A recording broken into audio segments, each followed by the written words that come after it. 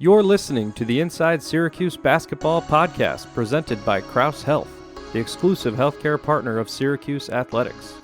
Well, welcome back to another edition of the Inside Syracuse Basketball podcast, and we're recording this the morning after Syracuse's regular season opener against Moyne, and I'm joined by a guy who was calling that game for the ACC Network Extra, former Syracuse basketball player Eric Devendorf. Eric, how are you this morning?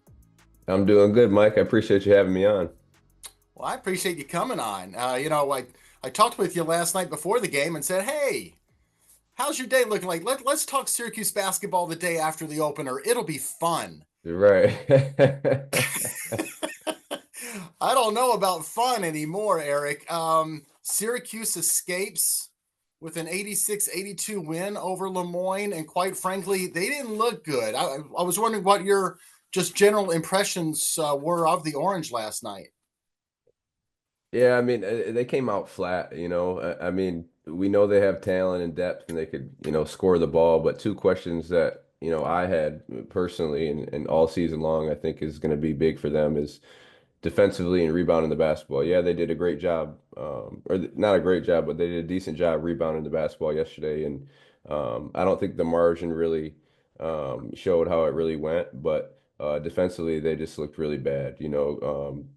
Blow-bys. And another thing I was just thinking about, how is Eddie and Donnie Freeman going to be able to guard, during the season? Because a lot of the teams are going to be perimeter oriented. And that's just how basketball is now. It's not going to be back to the basket, throw it down low and try to score like that. They're going to bring those guys away from the rim, and you saw that yesterday. And a lot of the times it was they just struggled guarding. It was just straight line drives and blow-bys to the basket. And you got to give credit to Moyne and Coach Champion. I think he did a good job of hitting the transfer portal, and they got a few international guys, and they're more athletic than I thought, just to be honest. And I thought they did a good job of just coming in prepared and honestly just competing. They really were the ones who set the tone, and they were the aggressors. Getting to the basket and defensively getting up. You saw Tekken for most of the game. He was driving right at Carlos, right at his chest, and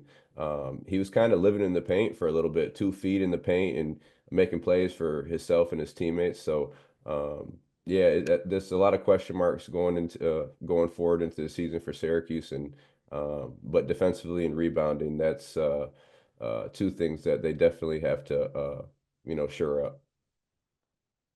Defense is something that Adrian Autry had talked about after both of the exhibition games as well. You also were on the mic for both of those, so you've seen the Orange in person now 3 times.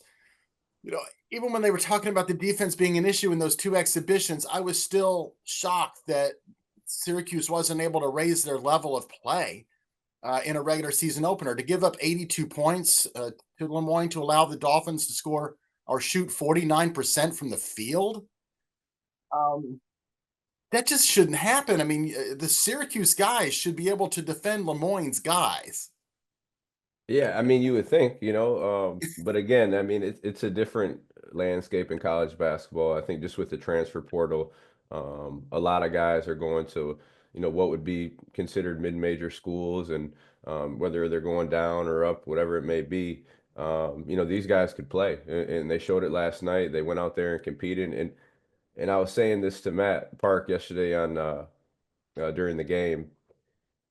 A lot of times they're talking about X's and O's and you got to do all this, but it comes down to energy and effort and just competing as hard as you can. And for a good portion of the game, they were just out competing Syracuse, they were being the aggressors, and they were setting the tone on both ends of the floor. And um, it was a telltale for most of the game. So again, I think Moyne, they came out and they competed. They did a great job. And Syracuse, obviously the more talented, the more physical team. And I was wondering in the beginning, like, why wouldn't we just go down to Lampkin and just really impose our will and just try to start it off like that? And you saw it in the beginning, they did, but even a few times, he was turning to where the defense was. You saw in the post, he wasn't going to the middle. He was going to the baseline where there was really no options. And a question I had about Eddie is, how is this conditioning going to be, during the year? Because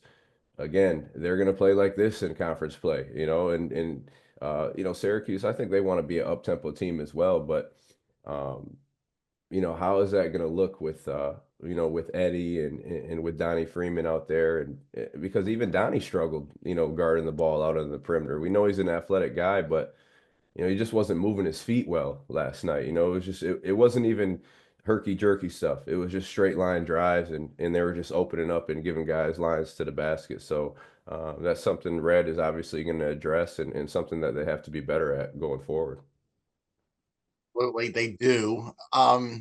Another thing I thought was interesting at about halftime, you look down, Lemoyne's up 5, and the guys you would have thought that Syracuse is going to ride it.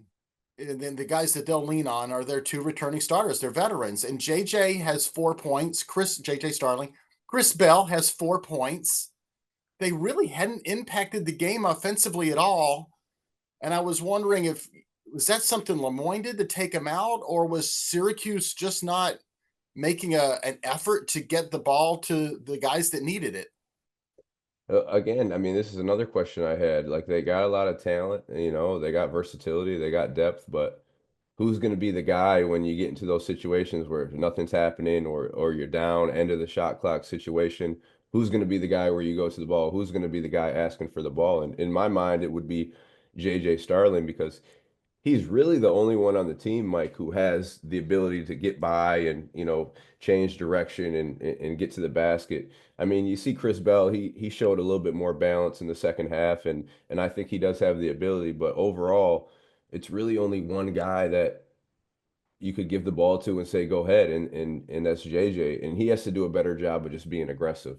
Sometimes he's a guy who gets in his head. He misses a shot, and then he starts being hesitant the whole game, and you can see it out there on the floor. So they got to figure that out with themselves. Like, who is their leader, in those situations? Who can we give the ball to? And I thought Chris Bell did a good job of stepping up in the second half, and late in the second half, Syracuse showed their talent and what they, could be a little bit. But I mean, that's a question mark, man. Who's going to be that guy that's going to step up? Who could really, last year was Judah Mintz, you know what I mean? But who's going to be that guy who could do that when there's nothing going on, when the flow is off, there's no rhythm? Who's going to be the guy to go get a bucket and do those type of things? So that's something that they're going to have to figure out.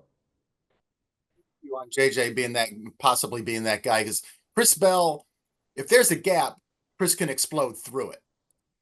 But JJ can take his man to the paint, into the basket, and even if his man is still there, JJ has the strength, the physicality, whatever. He can score through contact, get his shot however he needs to. But in both ways, those are the 2 guys I think. And in the exhibitions, Yeah. I also thought I was pretty convinced this is going to be a pretty decent 3-point shooting team. They Yeah. may not be among the top 4 in the ACC, but they're going to shoot it better than they did a year ago. And then, of course, last night came around and they go 4 of 22 from 3. It wasn't a good night, but I still think this can be a good 3-point shooting team. What's your opinion? Yeah, I think they got shooters all around, and you're going to have nights where you're just not making shots. Again, and that goes back to who's going to be the guy that's going to get you out of that funk, because a lot of guys miss shots and then they fall back. They're hesitant, So, but they have enough shooters, on this team to be able to make shots, and last night just wasn't their night. I think one thing is he's gonna have to make shots, man. He's the guy he's gonna have to score the ball some type of way. I'm not saying he's going to have to average, 15, 16, 17 points. Obviously that's not his game. He's more of a table setter. He's getting in, he's creating for other guys, but to be able to keep the defense honest, just to be able to have that balance, he's going to be able to hit those shots when guys go underneath the screens, because that's what they're going to start doing to him. They're just going to start going underneath the screens. They're going to start clogging the passing lanes. It's going to be harder for him to get into the lane and create for others. So he's going to have to keep them honest and knock down those shots, and just look to be aggressive scoring the basketball. You have to be a guy who's getting in the lane, and if you don't have somebody else, you got to look to get a shot up. And I think he's a veteran. He's a poise guard, and Red will talk to him about that. But he's a guy that really has to be able to look for his scoring as well, just to keep the defense honest. Before I ask a couple more questions about Syracuse, can we pause for a minute and say I was thoroughly impressed by Moyne. This was a team that was missing a bunch of guys that were out injured, including one guy, Derek Jones, who's supposed to be one of their better players, a Right. returning starter. Robbie Carmody goes out midway through the first half with, I hope it's not another bad shoulder injury, Oh but man. Yeah. it looked bad. But I tell you what, you mentioned it briefly when we were getting started here. Nate Champion went out, he hit the transfer portal. I think he's put together a pretty good team. Yeah, I like what Nate's doing. I mean, even when they're at the D2 level, he did a great job. I mean, they were always what, Elite Eight, Final Four, and in the Division II tournament. So he's done a great job. He's a great job preparing those guys, and it's hard, man, especially when your college doesn't have the funds that all these big universities have, to be able to pay these guys the NIL. So for him to be able to get this type of talent in and this type of athleticism and versatility says a lot about who he is as a person and who he is as a coach. And so kudos to him and his coaching staff for coming in, being ready, not backing down. Those guys didn't look scared a bit. They were attacking Syracuse, and really they were the aggressors the whole game, like I said. And they're going to be a good team in that Northeast Conference. I think Nate's done a great job of just building that program up, and they're just only going to be better, continue to get better. A couple local products had good nights last night. Nate Fouts from Skinny Atlas, Will Amika, a local kid, went to West Tennessee High School. Go Yeah, Wildcats. yeah, yeah. No, and you know what? They saw what I was saying about bringing those guys out from the basket, talking about Eddie Lampkin and Donnie Freeman. Nate Fouts saw that in a couple of possessions in the second half. He's not known as a guy to put the ball on the deck. He's more of a shooter, but you saw him put it down and get into the middle of the lane and just create space and just, put up a little floater or a little mid-range shot. And they did a good job of identifying Syracuse's weaknesses and really taking advantage of it and exploiting it and being aggressive towards them. So, yeah, shout out to Coach Champion, man. He's done a great job of building that program up, and those continue to get better.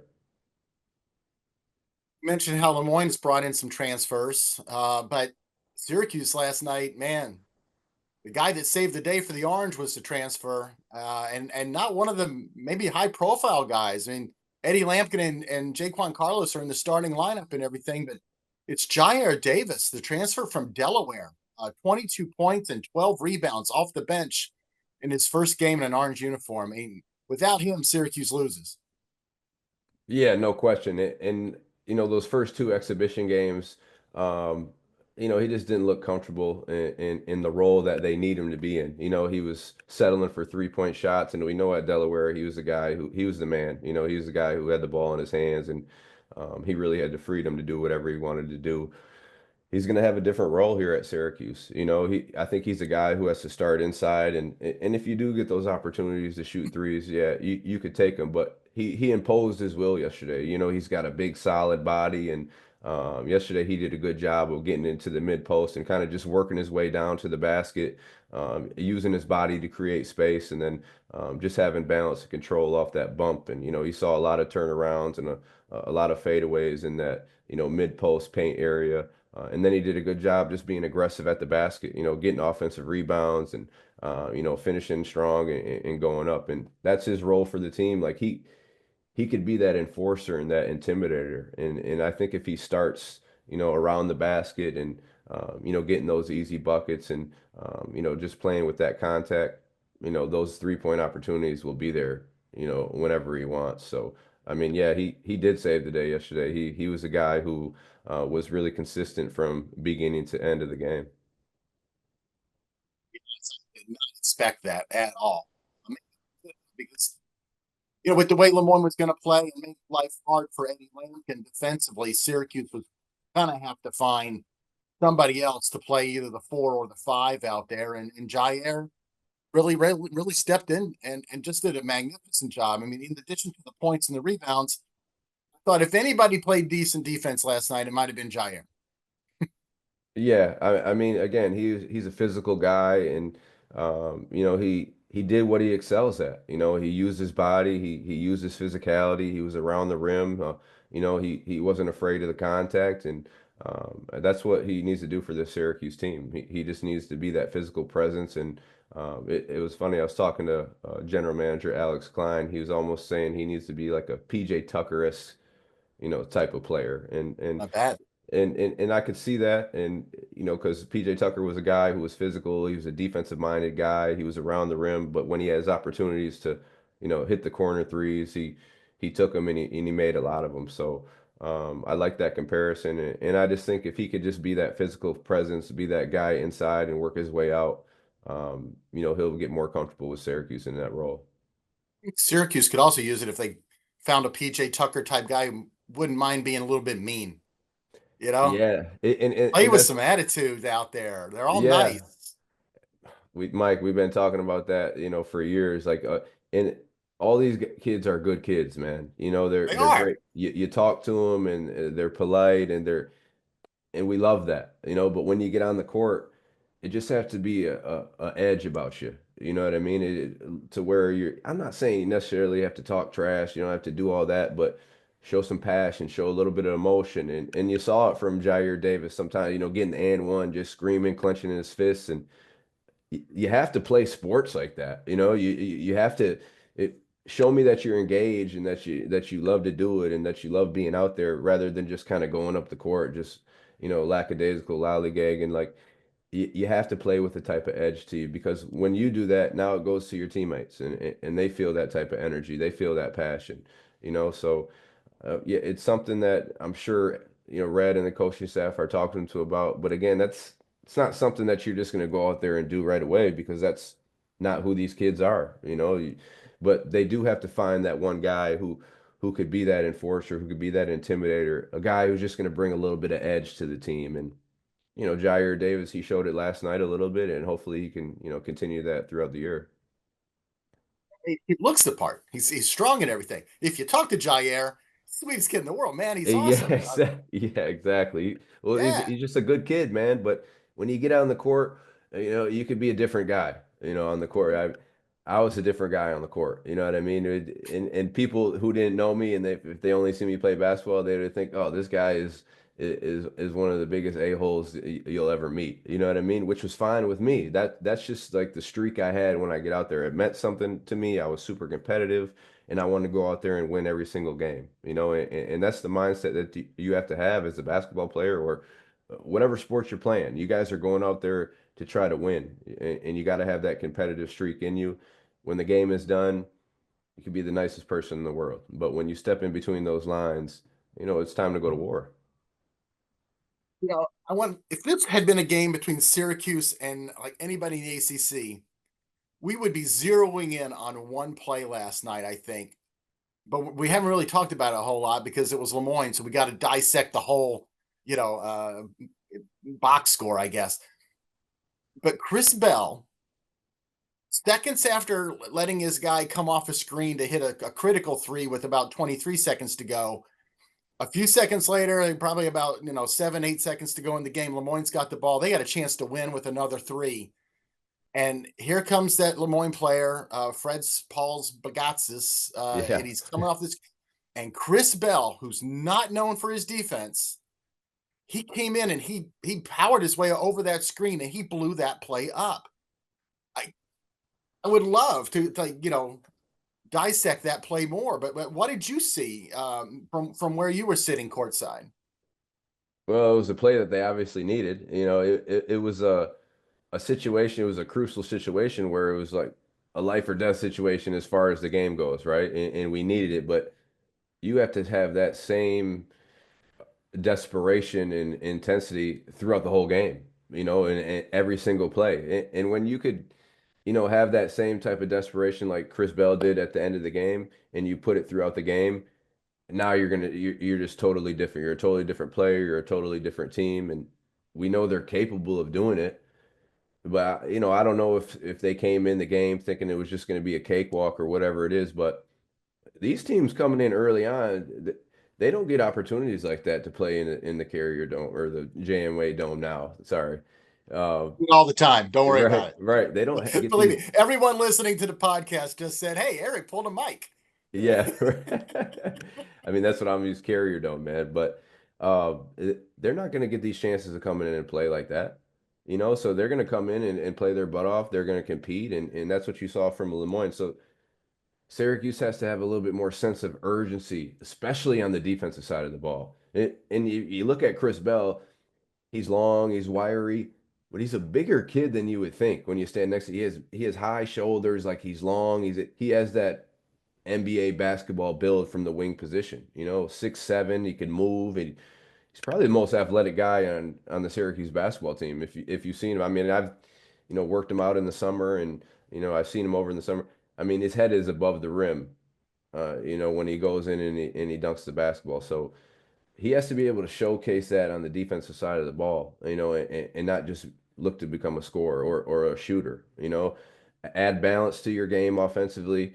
You're such a great shooter, one of the best shooters in the country. Guys are going to be running at you hard, out of control. All it takes is a little, and you saw it in the second half. He did a good job of just giving a little head fake, getting to the basket, taking the contact, finishing for the and one. But there has to be more a sense of urgency on the defensive side of the ball for Syracuse. You can't just get to that situation late game, where you're, trying to win the game or trying to get a game-winning stop and have it there. It has to be throughout the whole 40 minutes. If you could put that possession right there into all 40 minutes, I mean, it's going to be a whole different defensive team, man. But and the thing is, Mike, they're capable. Like they have the guys that they're not unathletic or slow, or like they have a pretty athletic team, and then Eddie's not the most athletic guy, but he has a big body, and that's how he creates his rebounds and does that. But I mean, everyone else is pretty mobile and pretty athletic.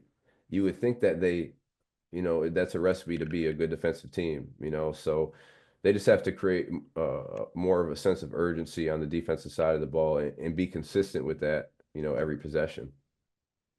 Syracuse has basically a week off before it plays again, which I think might actually be a good thing. What is Adrian Autry's message to his team when they get together again for the first time? And then what will they be working on over the ensuing 6-7 days before hosting Colgate at the Dome next Tuesday? Defense. That's it. I mean, yeah, I mean, you're going to go through your regular daily vitamins with the offensive sets and just making sure you're crisp and executing, because they didn't execute at all. They weren't able to really get out and in transition and play how they wanted to play. But defensively, they just have to be able to lock in, man. Like the communication has to be better. We talked about having a sense of urgency. They just got to be flying around out there. Carlos comes in from Hofstra, touted as one of a highly defensive player, being the all defensive team coming out of that conference. And even Tekken was blowing by him on a regular basis last night. He was getting 2 feet into the paint, and that's another thing for Syracuse. He's a small guard, man. Carlos, he's really small. They're gonna attack him when it comes conference play. They're gonna go at him.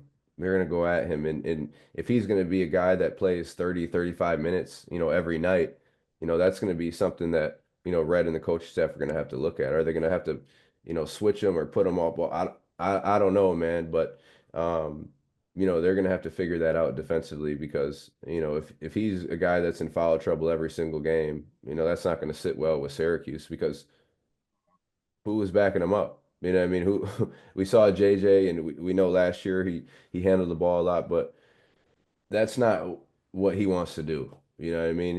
He wants to be a scorer. He wants to be able to just get it and go. And I think, rightfully so, because Syracuse is at its best when he could just focus on that. And we'll see, what happens with Chance Westry when he comes back. I've been hearing a lot about him, being a backup point guard, and with the size that he has, being 6'5", long, athletic, that would bode well for Syracuse, but defensively, they're preaching it, and they have been preaching that in the whole preseason, the exhibitions. I've been at a few practices. They're really trying to lock in defensively. It's about those guys really focusing and paying attention, knowing the rotations, knowing the communications, and knowing what they want to do, knowing the scout. I mean, the first play of the game, what was one of the keys to the game? Locate the shooters. What does Lemoyne want to do? They want to shoot threes, and first play of the game, the guy gets a wide open three. You follow two 3-point shooters, and then, you follow another 3-point shooter in the second half. So, um, they just have to lock into, what Red and the coaching staff wants them to do. And again, it comes back to flying around, having that sense of urgency. We could talk about all the X's and O's and rotations and doing all. Yes, you have to know that, but if you're not giving that energy and effort on that side of the ball, you're going to get exposed because these other teams are going to come in and they're going to compete and they're going to play hard. And that's what Lemoyne did. And they exposed a lot of those things on the defensive side of the ball that Syracuse has to work on. It's a smaller guard. I still think he can be a defensive pest. I've seen small Yeah. guards going back to John Linehan at Providence to Kihei Clark more recently at Virginia, and they survived despite being small. But you got to make yourself a pest. Like before your opponent puts you into the paint, you got to make them afraid of even putting the ball on the floor in front of you for two or three dribbles it's going to take or whatever you got to do. So we'll see about Jaquan. I And tell I you what, think though. too, one thing about that, Mike, those guys knew they had help behind them. You know what I mean? Yes. So they Yep. could get up and pressure the ball, because they knew if they had a blow by or the guy got by, they had help behind them. They had rim protection. Syracuse, we really don't have a rim protector. I mean, That's a good point. Eddie's not going to block shots, and Donnie, yeah, he showed he's capable coming from the weak side and do that, but he's not a great defensive player right now. I think he can get better as he learns and as the season goes on, but as a point guard, knowing that you have those guys behind you, knowing you have guys who are rotating. We don't rotate well from the weak side. I mean, there was no help Hmm. side last night. I mean, a couple of times I was watching and Chris Bell was just standing on that weak side, no help coming in at all.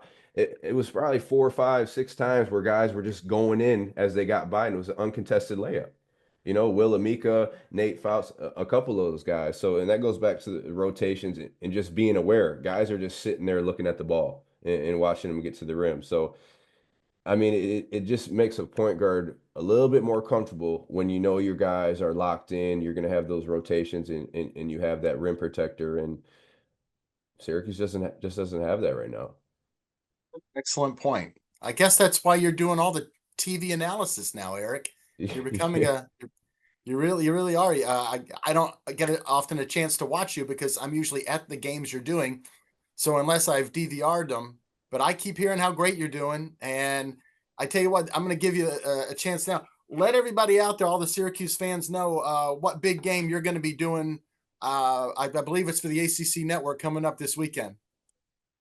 Yeah, so I got the opportunity to go down to Louisville and do the Tennessee at Louisville game, which is going to be a fun game to do. I'm doing it with John Scheffner, I think it is, who is the Chicago White Sox play-by-play guy. So never did it with him, but I heard he's a good guy, a great announcer. So it'll be fun to go down to Louisville at the Yum Center, which is an unbelievable arena, and we know Louisville has great fans. Pat Kelsey coming from College of Charleston, he's bringing in a new energy. They have 13 new guys on the roster, not one returning guy from last season, and they're another team that really doesn't have an inside presence. They're all perimeter oriented. All their guys could shoot. It's about Kason Pryor, who came from South Florida. He's a guy 6'10", 6'11", who could shoot it from three, and he's versatile, putting it on the deck a little bit. And then we all know Tennessee is top 15, I think, in the country. I think they're ranked preseason number 12. Then obviously Rick Barnes, Hall of Fame coach. He's gonna have their guys ready. So yeah, I'm looking forward to going down there and calling a great game Saturday at the Yum Center. It's cool, man, just to get these opportunities to continue to learn and get outside the box, get outside my comfort zone because I'm familiar with Syracuse. I don't have to really do a scout report on Syracuse. I know the guys personally. I'm in the practices, so I kind of know the tendencies of them, the team. But when you get teams like this, you have no clue. I didn't know. I knew Zakai Ziegler, and I knew a couple of the guys from Tennessee, but I knew no one on Louisville, and most of the guys on Tennessee I don't know. So, it's some research obviously that you got to go into and see what the tendencies are and, how the players play. But I like the challenge and it's fun, man. You get the best seat in the house and you just get to talk a little bit of ball for a couple hours. Syracuse fans can tune in then on Saturday, listen and watch Eric, but also maybe do a little scouting on their own because Syracuse will play both those ball clubs later in the year. Yeah. Tennessee in December, Louisville after New Year's. Eric, this has been a pleasure. I love talking basketball with you, and we'll see where Syracuse and comes out, or see how they look like here in about another week when they get to take the floor again against Colgate on Tuesday. So again, thank you for joining us here on the podcast. Thank you out there for listening in as well. Until next time, this is the Inside Syracuse Basketball Podcast. Join us next time for the Inside Syracuse Basketball Podcast, presented by Crouse Health, the exclusive healthcare partner for Syracuse Athletics.